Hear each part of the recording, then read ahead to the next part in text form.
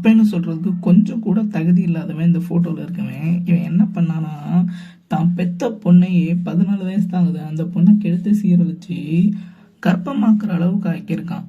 அதுதான் இன்னைக்கு தமிழ்நாட்டில் பெரிய நியூஸாவே போய்கிட்டு இருக்கு. தெளிவா சொல்றேன் கேளுங்க. நெல்லை மாவட்டம் நாங்குநேரியை சேர்ந்த இவன் பேர் தான் இசக்கிமுத்து. சமீபத்துல தன்னோட பெத்த புள்ள 14 வயசு பிள்ளைக்கு வந்து முடியாம வந்துடுது. அந்த பிள்ளைய முடியாம வந்த பிள்ளைய வந்து கூட்டிட்டு ஹாஸ்பிட்டலுக்கு போறான்.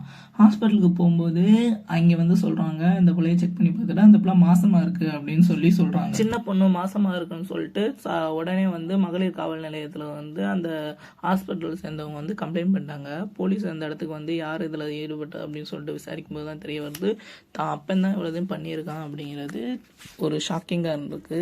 அது சம்மந்தமாக வழக்கு பதிவு செஞ்சு கோர்ட்டில் வந்து ஒரு 7 மாதமாக போயிருக்கு. இப்போ வந்து அதுக்கேற்ற மாதிரி ஒரு தீர்ப்பு சொல்லியிருக்கு. வழக்கோட தீர்ப்பு அந்த காம கொடூரனுக்கு தூக்கு தண்டனையும் அந்த பொண்ணை சேர்ந்தவங்களுக்கு இழப்பீடா 10 லட்சமும் கொடுக்க சொல்லி இந்த கோர்ட்டில் வந்து இறுதி தீர்ப்பாக சொல்லியிருக்காங்க.